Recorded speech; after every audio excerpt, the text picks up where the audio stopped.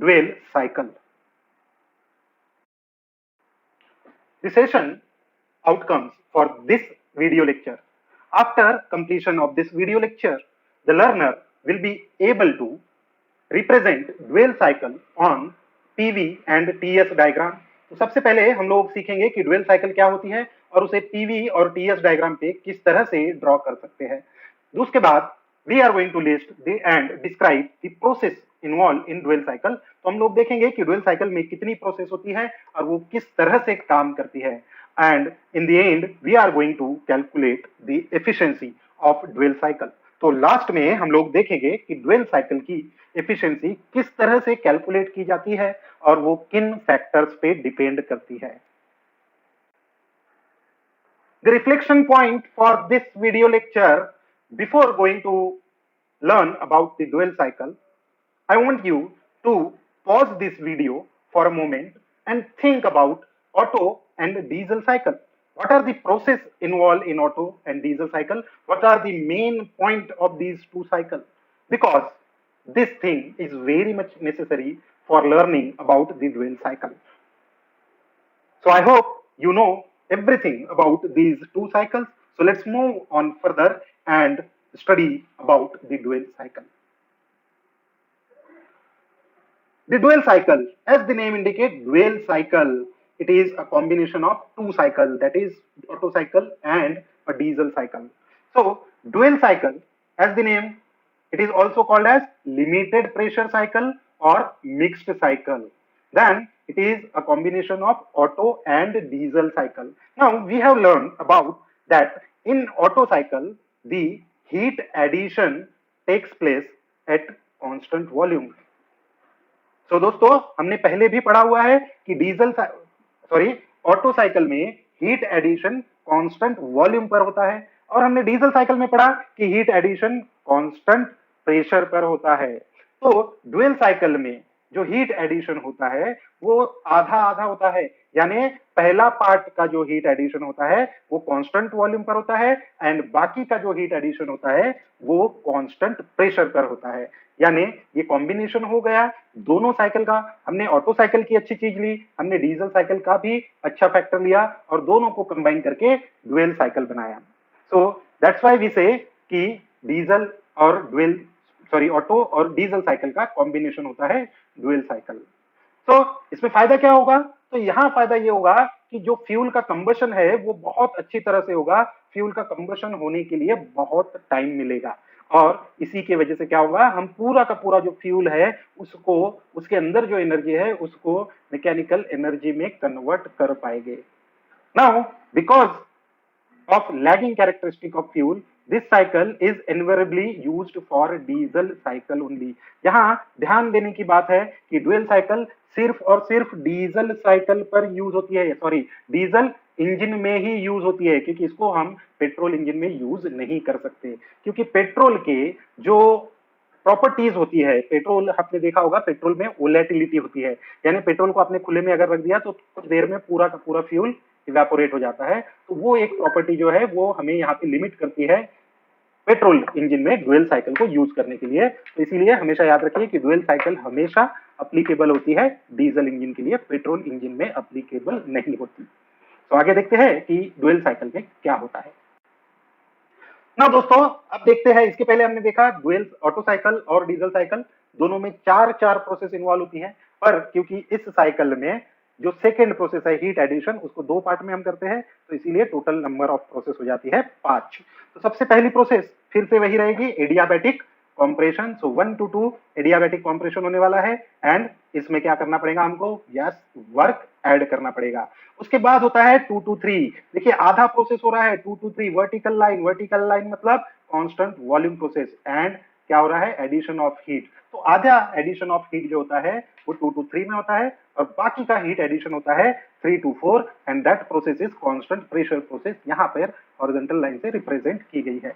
बचा हुआ जो प्रोसेस है, जो साइकिल है वो क्लियर सेम है as that of Otto cycle and diesel cycle. तो उसके बाद 4 to 5 प्रोसेस होंगी, adiabatic expansion, during this process हमको वर्क डन मिलेगा and the last one is the rejection of heat and that takes place at a constant volume.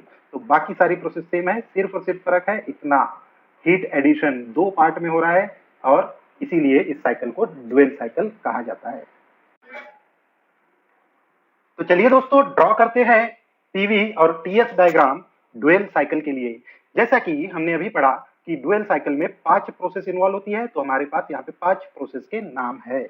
तो सबसे पहले हम लोग ड्रॉ करेंगे पीवी डायग्राम। पीवी डायग्राम के लिए हम लेंगे प्रेशर और वॉल्यूम, प्रेशर वाई एक्सिस पे और वॉल्यूम एक्स एक्सिस पे, और टीएस डायग्राम के लिए टेम्परेचर वाई एक्सिस पे और एंट्रोपी एक्स एक्सिस पे। तो इस तरह से हम पीवी और टीएस डायग्राम ड्रॉ करेंगे। सबसे पहली प्रोसेस, यस, नंबर 1 to 2 पहली प्रोसेस हो रही है एडियाबैटिक कॉम्प्रेशन। कॉम्प्रेशन हो रहा है मतलब पिस्टन 1 to 2 मोमेंट दे रहा है और during this volume is reducing, volume कम हो रहा है, प्रेशर बढ़ते जा रहा है, वॉल्यूम कम होगा, प्रेशर कम बढ़ेगा। प्रेशर अगर बढ़ता है तो वो टेम्परेचर को भी बढ़ाता है, यानी pressure and temperature are directly proportional to each other. इसके बाद दूसरी ड्यूरिंग दिस प्रोसेस हम लोग क्या कर रहे हैं, वर्क ऐड कर रहे हैं, क्योंकि कंप्रेशन करना है तो हमको ताकत लगानी पड़ेगी, हमको वर्क ऐड करना पड़ेगा। अगली प्रोसेस में होगा हीट एडिशन। अब हीट एडिशन ड्यूअल साइकिल में 2 पार्ट में होता है। तो पहला पार्ट है addition of heat at constant volume. तो कांस्टेंट वॉल्यूम में जब हम हीट ऐड कर रहे हैं तो प्रोसेस 2 to 3 वर्टिकली डिनोट की जाएगी। देखिए वॉल्यूम 2 पे और 3 पे सेम है, so volume is constant, volume constant रखा है पर हम हीट ऐड कर रहे हैं, सो क्या होगा, प्रेशर बढ़ेगा, प्रेशर बढ़ रहा है, सॉरी टेम्परेचर बढ़ेगा, प्रेशर भी बढ़ेगा, प्रेशर और टेम्परेचर दोनों बढ़ेंगे तो इस कंडीशन पे हम लोग पहुंचेंगे। बाकी का जो हीट ट्रांसफर है वो होगा कांस्टेंट प्रेशर पे। तो constant pressure process 3 to 4 heat addition हो रहा है दोनों प्रोसेस में। तो यहाँ पे क्या हो रहा है, हमने प्रेशर को कांस्टेंट रखा है पर वॉल्यूम बढ़ रहा है, वॉल्यूम बढ़ रहा है तो प्रेशर भी बढ़ेगा, सॉरी टेम्परेचर भी इंक्रीज होगा। सो 3 से 4 तक टेम्परेचर भी बढ़ रहा है and this is the process 2 to 3 and 3 to 4। During this process heat is added. Now we are having very much energy in the gas, so this process will act. The next is 4 to 5 and that thing is adiabatic expansion. Adiabatic expansion में क्या होगा, piston TDC से BDC की ओर जाएगा, यानी volume बढ़ेगा, volume बढ़ेगा तो प्रेशर कम होगा, प्रेशर कम होगा तो टेम्परेचर भी कम होगा। So this is adiabatic expansion and in the end the last during this process we will get work out। तो हमको वर्क डन मिलेगा, वर्क डन मिलने के बाद last process rejection of heat at constant volume. तो last process में heat reject हो जाएगी।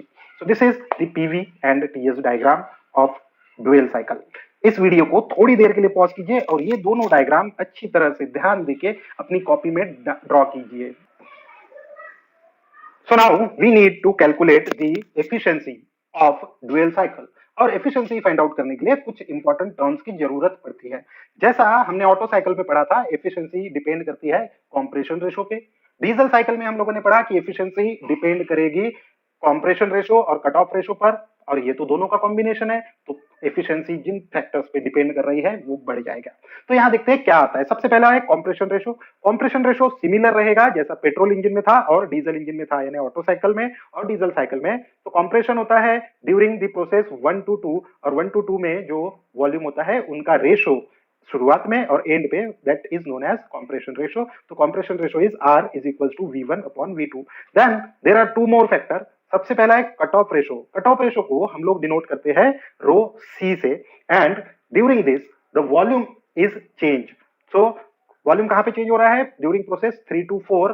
तो यहां पर हमारे पास है volume at the 4 and volume at the 3। तो ये फ्यूल का कट ऑफ है, फ्यूल का सप्लाई कितने देर के लिए हो रहा है, एट कांस्टेंट प्रेशर, तो उसके हिसाब से ये फैक्टर का काम करता है। Next is pressure ratio. तो प्रेशर में चेंज कब कब आ रहा है, जब यहां आपकी प्रोसेस हो रही है, तो प्रेशर रेशो का फॉर्मूला है P3/P2। So heat addition during 3 to 2 हो रहा है एट कांस्टेंट वॉल्यूम, तो प्रेशर चेंज हो रहा है, प्रेशर 3 से 2 के बीच में प्रेशर बढ़ते जा रहा है, तो larger pressure upon smaller pressure हम लोग लेंगे। और इन तीनों फैक्टर्स के ऊपर efficiency of dual cycle depend करती है। So now friends, the final formula for the efficiency of dual cycle is presented here. यहाँ ये फॉर्मूला है एयर स्टैंडर्ड एफिशिएंसी के लिए फॉर ड्यूअल साइकिल। तो यहाँ पे ये सारे फैक्टर्स हैं। तो यहाँ फार्मूले पे अगर हम ध्यान देंगे तो ये फार्मूला डिपेंड कर रहा है 4 फैक्टर्स पे।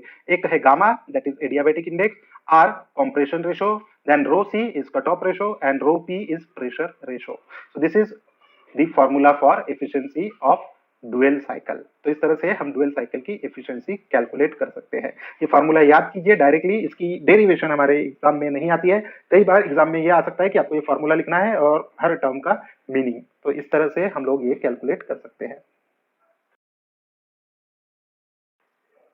In the end, we can conclude that this is the improved and modern form of old diesel engine cycle. So diesel cycle हमने पढ़ी है। डीजल साइकिल का improved version है dual cycle. Dual cycle is used for high speed diesel engine.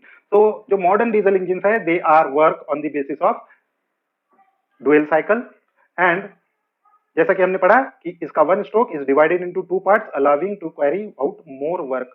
तो क्योंकि हमने जो heat transfer किया हुआ है, हीट ट्रांसफर हमने दो प्रोसेस में डिवाइड किया है, उसकी वजह से एक्सपांशन जब होता है, जो पावर स्ट्रोक होता है, उसमें ज्यादा टाइम मिलता है और ज्यादा वर्क डेवलप होता है। तो ज्यादा वर्क डेवलप होने से क्या होगा, ज्यादा एफिशिएंसी मिलेगी।